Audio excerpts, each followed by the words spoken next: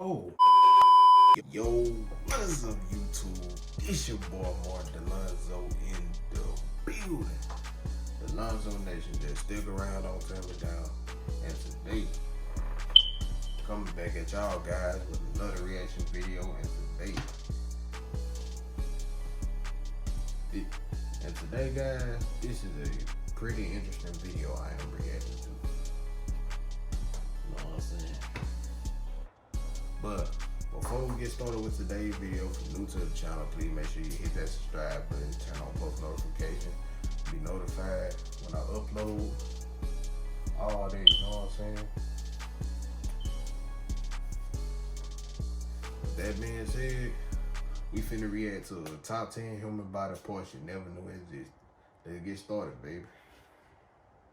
From a hole in your eyeball that can shoot out liquid to real human tails. That's just a few of the things I'll be covering on today's top 10 list. Starting off this list in our number 10 spot, we have Jacobson's organ. Jacobson's organ is a group of cells in the main nasal chamber. Most animals have this organ, but through human evolution, ours has become mostly useless. It is used to detect moisture-borne smells like pheromones. It is used by other animals and our extremely old ancestors to communicate non-verbally, mostly in matters of romance. We all still have Jacobson's organ, but we no longer have the proper receptors, so it doesn't quite function the same. In our number 9 spot, we have the mesentery. Before I dive into this one, guys, please don't forget to hit that thumbs up button if you're enjoying the video so far, because it really helps us out. The mesentery is an organ that is attached to the intestines and connects them to the back of the abdominal wall. This organ wasn't fully discovered until pretty recently, so not a ton of information is known about it. It is used to store fat, and it also allows blood vessels, lymphatics, and nerves to communicate with the intestines. It is a double fold of peritoneal tissue, and it also acts as a way to hold the intestines in place while still allowing them the movement they need. The mesentery is said to play a vital role in inflammatory diseases such as Crohn's disease. Maybe if we find out more about the mesentery, we'll be able to figure out how. Why don't you follow your dreams? How to treat those diseases better. In our number 8 spot today, we have the lacrimal punctum. Don't know if that was right at all, but you gotta take a shot. This gross sounding body part is more commonly known as the equally gross sounding eyelid hole. This hole's main function is to drain excess tear fluid, which I didn't know, but is the reason you get a runny nose when you cry. Everyone has one, but they come in different sizes. The grossest part though is that some people can use them in the opposite way and squirt eye juice out of their eye hole, which is insane, and it's kind of like a horned lizard, except they can shoot blood out of their eyeballs. In our number 7 spot today, we have the philtrum. I didn't really ever think of this as a body part, and I definitely did not expect it to have its own name, but the philtrum is that indent on your upper lip under your nose but above your mouth. This one right here. This is another one of those body parts that has become slightly more obsolete throughout human evolution, but there are still mammals that rely on it. It's mainly used to carry smells from the nose pad to Jacobson's organ, which we talked about already. The philtrum is developed when we are an embryo,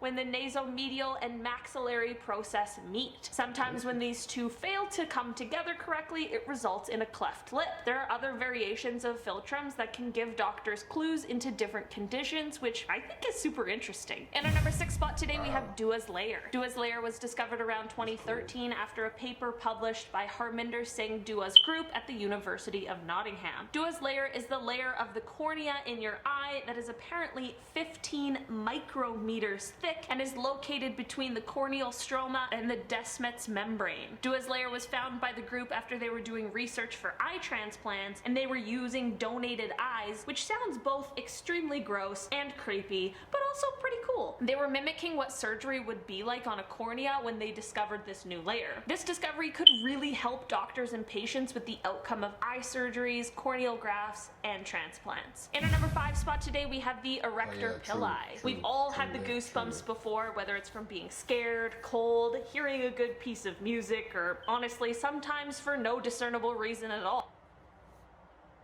All right, listen, I know what you're thinking.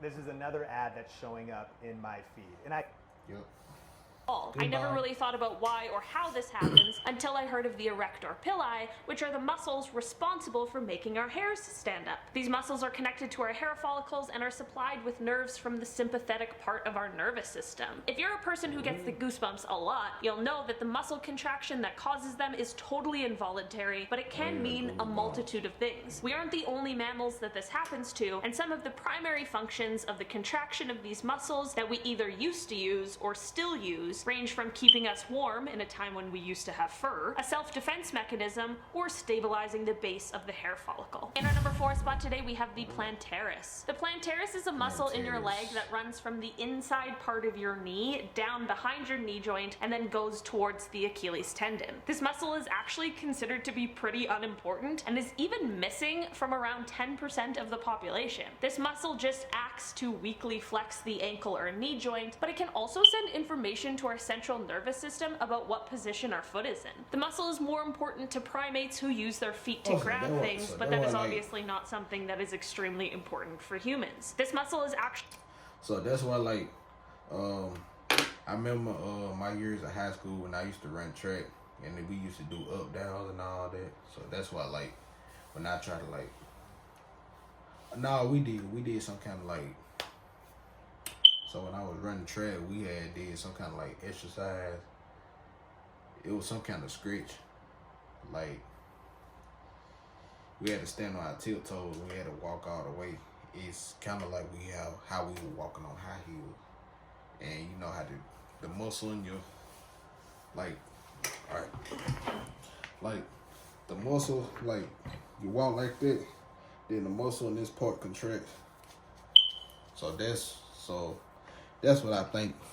That's what it is. I'm not sure. I'm finna continue the video. Actually often used to help with reconstruction when needed in other areas of the body. In our number 3 spot today, we have a tail. When I think of a tail, I immediately think of a happy dog, and certainly not a human being. But did you know at one point in our development, we all had a tail? Around the 5th or 6th week of gestation, when we are just embryos, we have a tail that contains about 10 to 12 vertebrae. Eventually, around 8 weeks of development, this tail will be absorbed into the body, creating our tailbone, but that doesn't always happen, and some people are born with tails. When a person is born with a tail, it doesn't have any bones, but it does contain blood, nerves, and muscles. Some people can actually move their tails, but it isn't very useful and isn't able to grasp any objects. Sometimes people are born with different kinds of tails that are due to an elongated coccyx or can be a sign that is linked to spina bifida. In our number 2 spot today, we have the auricular muscles. There are 3 auricular muscles, and they mostly are associated with your outer ear. These are the muscles that are responsible for moving your ears, although most humans don't have control over them. We see these muscles work in other animals like cats and dogs, but they don't really have a function for humans unless you're in the 10 to 20% of humans that can use them to move your ears, which I guess is kind of a cool party trick. Our ears certainly try to respond to the sounds that we hear, but it just isn't the same as it once was, and these muscles are more of a fossil of our morphospecies. In our number 1 spot today, we have the Palmaris longus. This is another one of those muscles that our other mammal friends still have and use, but it isn't very necessary to humans anymore. If you didn't know it exists, it's very possible that maybe you don't even have it, as it is said that around 14% of the population no longer have this muscle at all. The Palmaris longus can be found if you connect the pads of your thumb and your 4th finger while flexing your wrist. It'll be that line that shows up in the middle of your wrist if you have it. Since this muscle can be removed without really affecting the function of the wrist or hand, it is a go-to when a graft is needed. It's obviously better for a graft to be taken from elsewhere in the body as to not introduce any foreign material into your body, so while it doesn't have a huge function for us on the daily, it really could help us in an emergency situation. Alright guys, that has been our list for today. Thank you so much for checking it out. I've been your host, Olivia Kozlowski, and I'll see you next time. From a hole in your eyeball that can Was it the arm? Oh, I do that all the time.